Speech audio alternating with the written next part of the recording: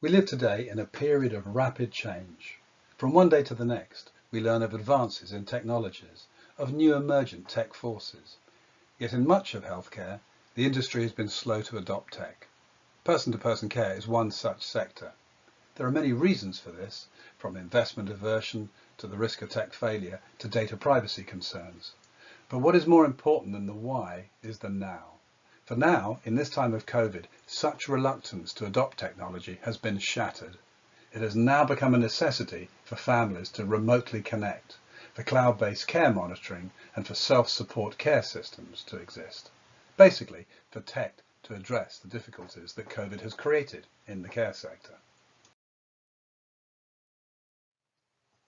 Since at any one time over 60% of the world is caring for someone in some manner, most of us know the difficulties involved in caring for someone, whether an elderly family member or a child with learning difficulties.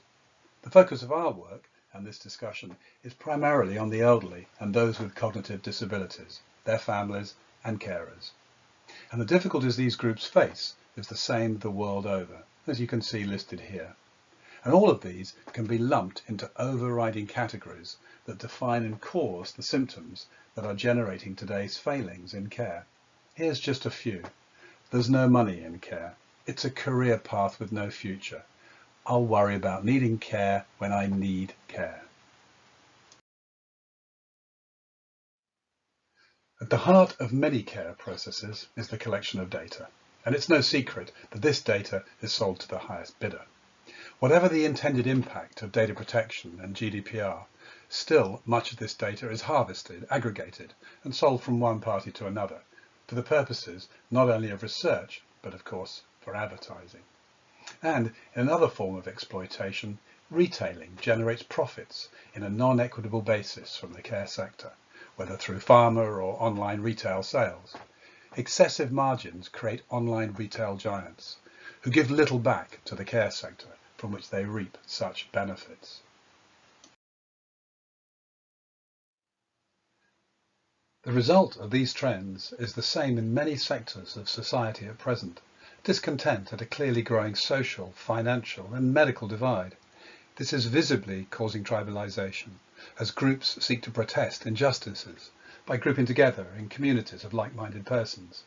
Healthcare has become more politicised than it was before, as it has become increasingly stressed by financial pressures. So the big question is, how can blockchain and crypto bring any respite to this increasingly depressing scenario?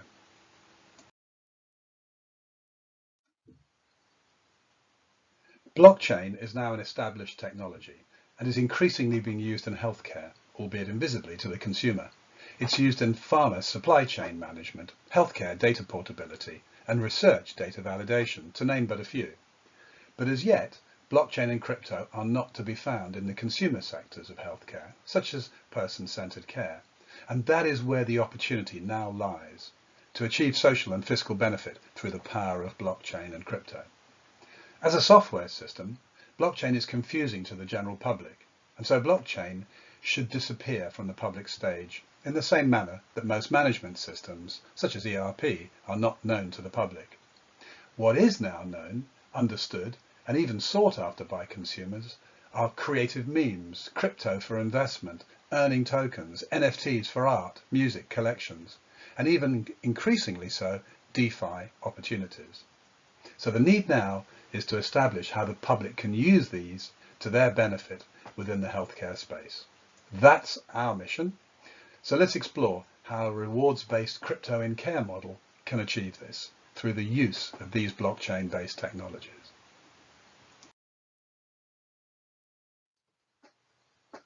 Well, the key is in the word that is at the heart of blockchain, mining.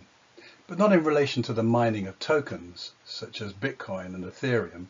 And by the way, their cost of creation is not as energy expensive as the naysayers like to point out, as most miners use renewable energy resources. No, it's the mining of data mining, that is the key to crypto in care. For many, digital care actions carry inherent within them abundant data value, retail value, community value, and the power of economies of scale, network benefits, and efficiency gains. Basically, there's a vast store of value in care that at present is either squandered or simply harvested by the tech giants for their own purposes. In short, none of this value comes back to those who need it most, the persons cared for, their families, carers, care businesses, charities, and even local authorities. And the remarkable thing is that it's possible for anyone in care to earn passive income from their care actions. There are those that say that care should be a voluntary action given from the heart and that rewards only tarnish this worthy process. But that's easy to say from a position of comfort. For if you are a financially hard-pressed family or a carer, a local authority-funded lunch club, or a small charity whose donations are shrinking in these hard times, then a passive income derived from care actions is seen as a boon. In a nutshell, smart contracts on the blockchain can administer trusted transactions that capture the data that is in each digital care action and reward the participant for their having been performed, from medication adherence to helping the next door neighbour, from remote engagement by the grandkids to care visitor notifications, and from video chats and content sharing. In brief, digital care work consistently undertaken can generate a passive income that can support those involved in the care process, simply by using blockchain to enforce and tokens to step in and take a share of the harvested value across these care assets. As digital activities are undertaken by the person cared for, families and carers, personal knowledge is captured.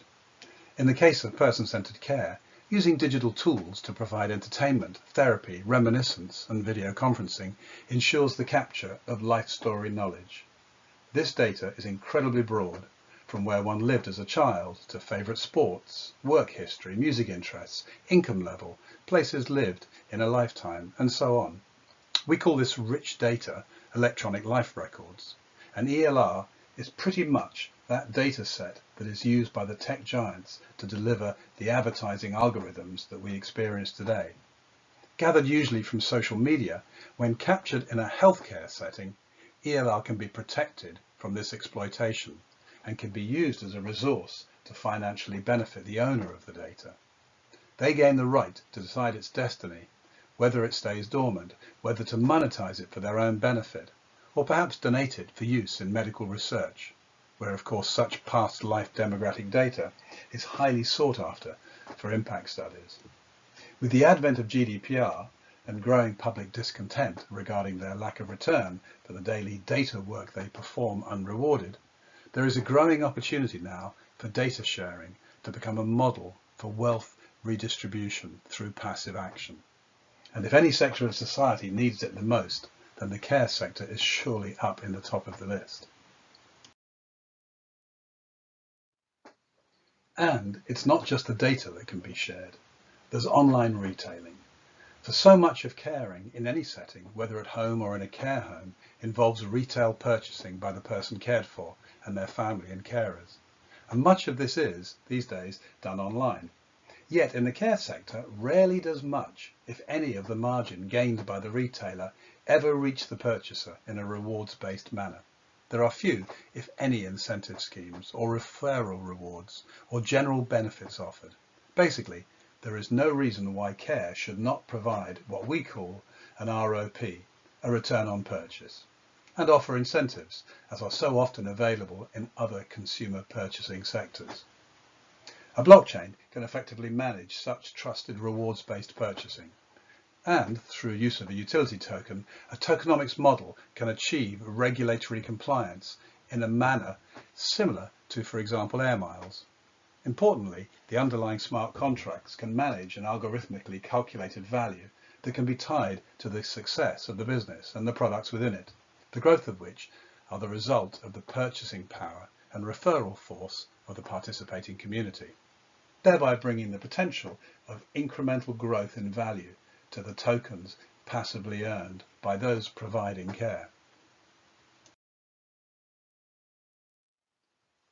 Historically, communities were the engine of growth in regions.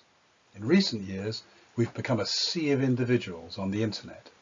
But with the ever-growing power of social media, in which algorithms soon calculated that viewing times are longer when content is disturbing, and as a result present us with ever more aligned and negative content, we are becoming increasingly more tribalized.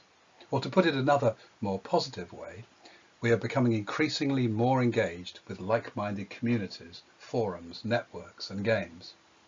The blockchain and crypto can positively incentivize and reward persons for their actions in supporting the care community. And by working together, individuals can benefit from the resultant economies of scale. For smart contracts can convert their actions into crypto-based value that can in turn be converted into either retail purchases or fiat currency.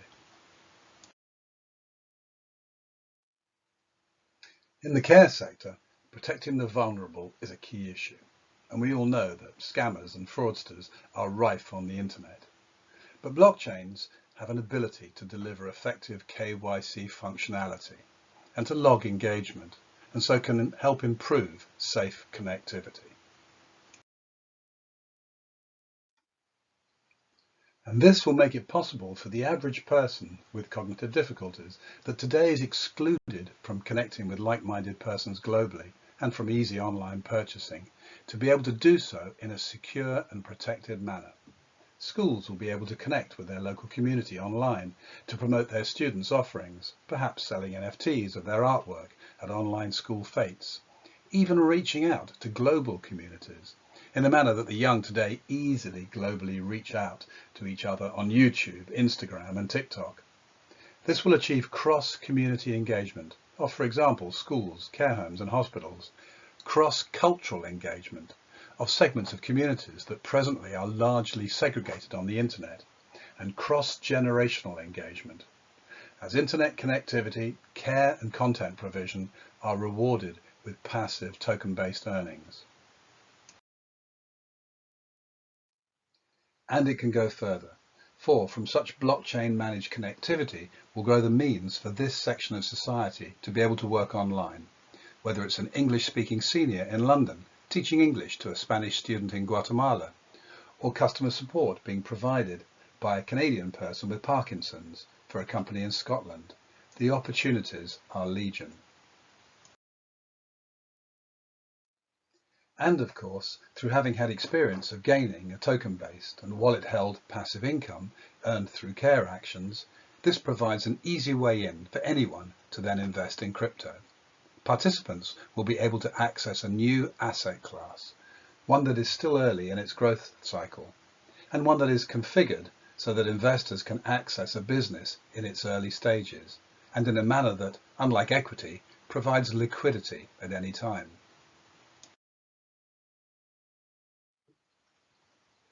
Of course, there are numerous hurdles to be overcome as progress towards a rewards-based care model takes place.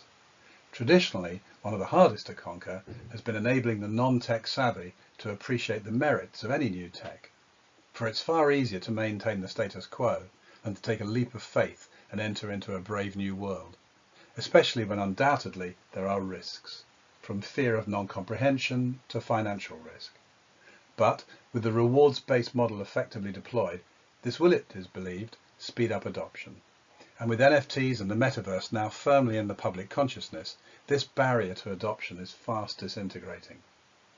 The key to stability is ensuring the utility of a care-focused rewards-based token, so that it is passively earned and then easily traded, either for products or for other tokens or fiat.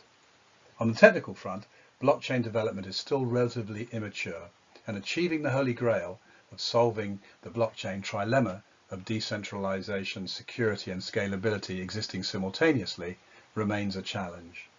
Gas cost issues are being addressed with new configurations, such as permutations of the now standard proof of stake and proof of authority consensus mechanisms.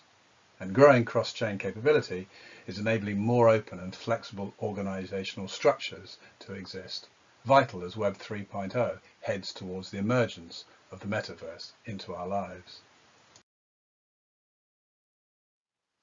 In conclusion and summary, it is believed that if we can reclaim our data ownership and gain rewards for our retail purchases, and with a greater connectivity for the elderly and those with cognitive difficulties, then we can all gain a passive income be better connected and more stimulated, all of which will enhance quality of life, sense of self-worth and general well-being, all of which in turn is beneficial for carers, families and care organisations. And this can even positively impact the ever-growing cost burden of healthcare to governments. To quote just one UK statistic, delayed discharge from NHS hospitals alone, that could be avoided by better support of those being cared for at home, costs over 600 million per year. A rewards-based community care model can, and we believe very soon will, become a standard way for those involved in care to generate an income.